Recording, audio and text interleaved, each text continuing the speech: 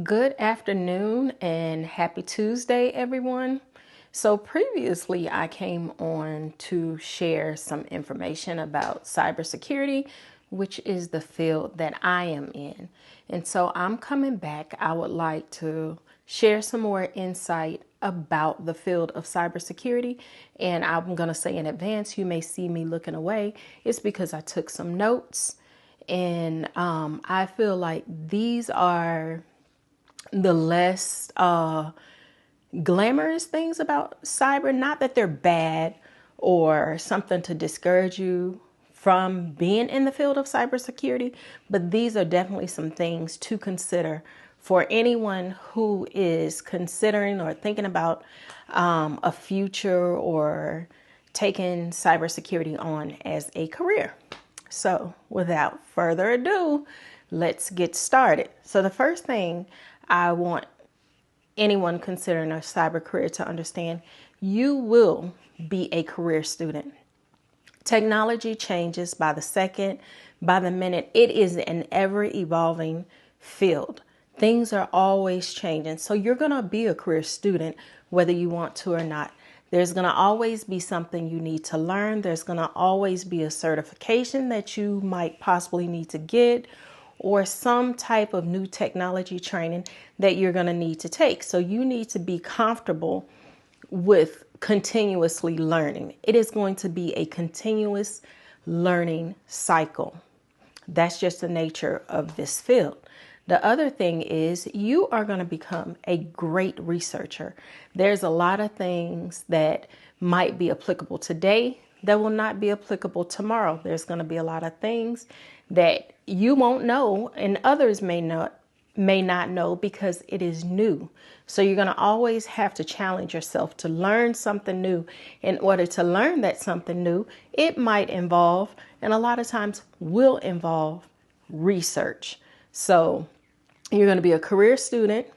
You're going to learn how to research. And I mean, that's using all types of resources, whether it be special publications provided by the government, whether it be reaching out to people in other skill areas, whether it be reaching out to agencies.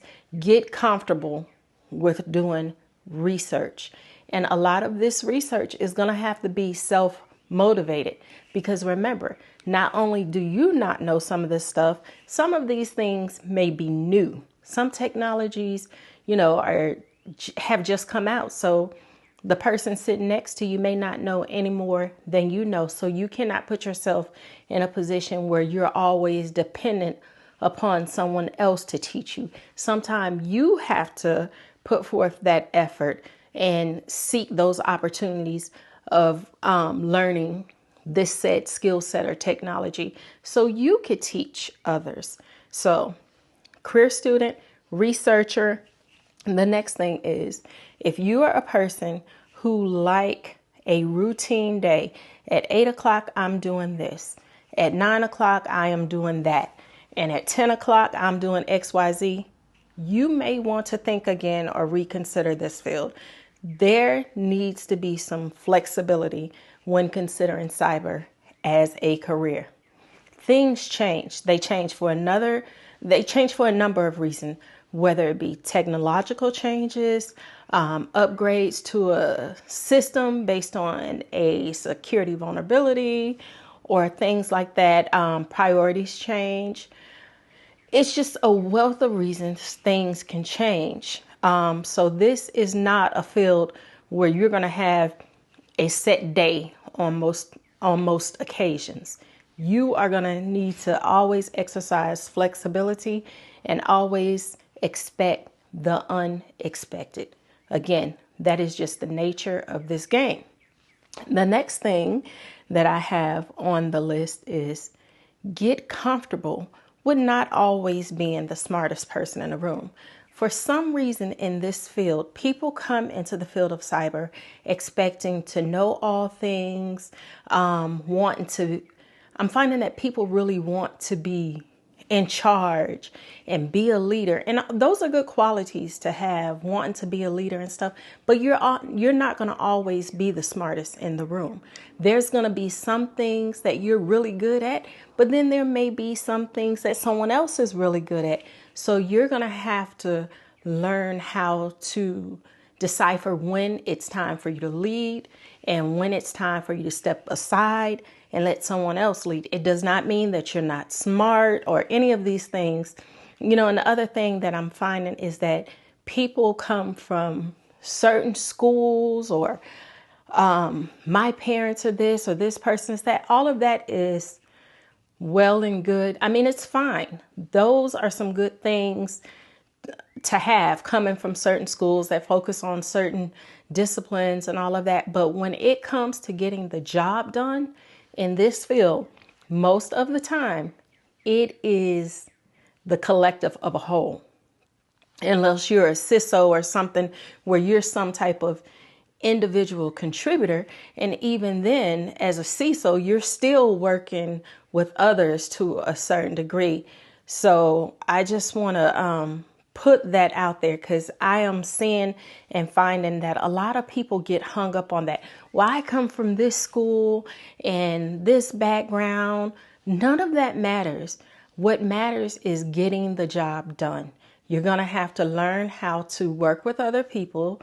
That means sometimes you're going to have to step back and let someone else lead certain projects or certain things. So I don't want to harp on that. I think you get where I'm going with that.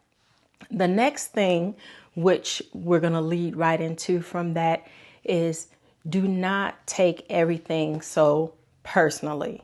This is another thing that I'm seeing a lot of or hearing about, where things are taken so personally.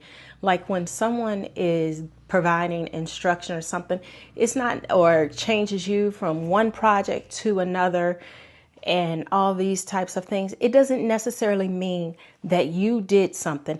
I understand that you're going to have a select amount of nepotism or all those types of things in the workplace. There's no way around that.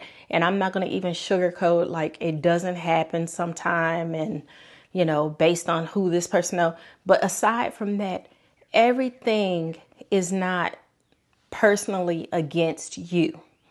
Sometimes priorities change based upon information that is disseminated from the top down that, maybe somebody at my level is not privy to. Maybe you're not privy to.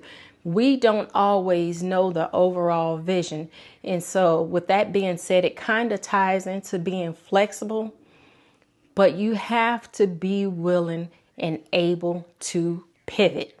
There are certain roles or projects where a person may have to have a particular type of clearance or a particular type of certification or all these type of things to meet compliance and regulations.